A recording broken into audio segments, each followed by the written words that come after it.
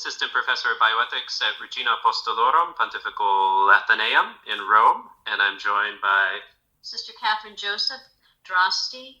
I am a professor of theology at the Pontifical University of St. Thomas Aquinas in Rome, and also Dean of Theology. And we're here to talk to you briefly about the joint diploma in leadership, service through virtues that we're about to launch. It will begin on October 3rd, but there's still time to register for this primarily online joint diploma. So you can go to our website at UPRA. If you search for joint diploma, leadership, service through virtue, you can find all of the information in English, in Italian, and also in Spanish.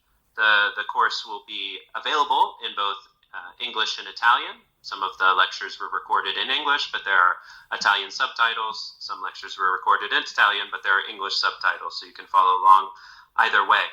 And as you can imagine, it's focused on leadership, on bringing others to excellence, guiding others to excellence through the virtue. So through various virtues, we are called to live at an individual level, but we are also called to put that character at the service of others, to help them flourish, to help them discover their role, their mission in their community and in the church, so that we can all collaborate as part of the mystical body. And we wanted to show forth this importance of collaboration by collaborating ourselves. So we have representatives of Regina Apostolorum, the Pontifical Lateran University, Pontifical University of St. Thomas Aquinas, the Angelicum, the Salesian Pontifical University, and the Pontifical University of Sant'Anselmo, all universities here in Rome. But we also have the support and help of the University Francisco de Vitoria, based in Spain, to assist us, especially in making sure that we receive the pedagogical formation so that this is a true online course and not just a series of long lectures recorded in our rooms. This is a true online course where you will be guided by expert professors from the different universities who will each highlight one of the major virtues and show how those major virtues can be lived in today's society. We're also drawing very heavily on the secular leadership literature to see where there are points of contact, points of dialogue, so we can learn from all the best practices, the life hacks, if you will, but put them in an even more profound context so that they're not just tricks for financial gain, but they're really used to grow in personal excellence through the virtues and to really serve others in accord with our vocation. And I'm sure Sister Catherine also has a lot to say, so I want to let her chime in. I'll just add a couple of points. Thank you, Father. This joint diploma, I think, has some great particular elements because it is on leadership, but it is also on virtue. And we're looking at virtue not merely from a secular perspective. So it is looking at virtue in a Christian context, but as Father noted, with the secular, we can't ignore the riches that we can take from the secular world.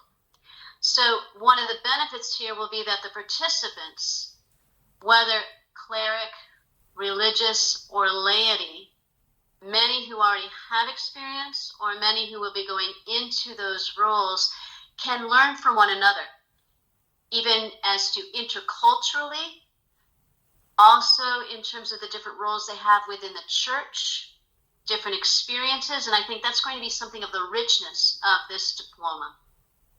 Yes, absolutely, that's true, and certainly there's not enough time to summarize that richness for all of the professors, all of the universities. I'll just give a little teaser of what I've devoted my module to. I'm focused on the relationship between self-possession and self-giving.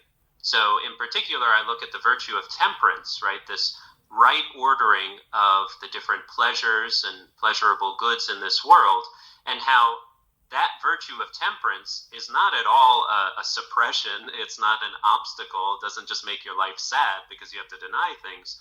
Rather, that temperance gives you the self-possession, the self-control, which in turn is what's necessary to really be able to guide others and lead others and give yourself fully and generously to others. And in particular, I think one of the challenges all of us face in our world, in our very technocentric world, is living that self-control and self-possession when we have all of the delights and pleasures we can imagine in our pocket, on our cell phone, right? In whatever technological context we might find. So how do we make sure that these potential distractions become real tools that we use and that we guide for the good of ourselves and the good of others? So it's looking at temperance, self-control, especially in this context of technology, so we can really enjoy all of these advances that we have and put other people first, so that we're never instrumentalizing them, but really serving them. So that's my own particular focus here. Maybe Sister Catherine would like to highlight a few points that she's been reflecting on as well. Well, you can look at on the website and get an idea of most of the different points and the different virtues. I would just like to add what Father was saying in terms of the service. I think one of the great benefits of this program, many of us are in positions of service. Many of the students who will follow this, as I said, are already in positions of service. But oftentimes when we look at leadership, we perhaps look at it more from the idea of power. And so today, especially in the church, of course throughout the world, but I think specifically within the church, even if we've had many years of experience in leadership, how can we continue to grow in virtue so that it really is a leadership of service, not merely power? And how can we help others who are beginning to help serve the church really understand what leadership is? I think that's a critical element of this entire program. Yeah, absolutely. And so I think that all of our listeners will be greatly enriched by this program. It is going to present the wealth of this incredible tradition of virtues that has been with us since pre-Christian times, but has been elevated through grace and has been incorporated into our theological patrimony. And this presentation of the joint diploma, of course, will be greatly enriched by the richness, by the different charisms, by the different realities involved, right? Different congregations or dioceses, vocations in life who will be represented here. So you're not just getting one professor's perspective, but you're getting the perspective of different professors who have different experiences themselves of service and of leadership to the church, to the world. And all of us as professors have worked together for a long time, collaborated, exchanged ideas, debated, and worked together as a team, as a reality, because we're absolutely convinced that in this way, in this collaboration, we can offer something more complete, and we want to model the way for all of you who are called to exercise your leadership in communities and bring together different talents. So once again, we invite you to look at our joint diploma, Leadership Service Through Virtues. You can find it on the upra.org website. That's upra.org, upra.org. Just search for joint diploma, Leadership Service Through Virtues, and choose whichever language you're most interested, English, Italian, or Spanish, to find out all the information, including some of the great deals on registration that are still available for these next few weeks before we get started in October.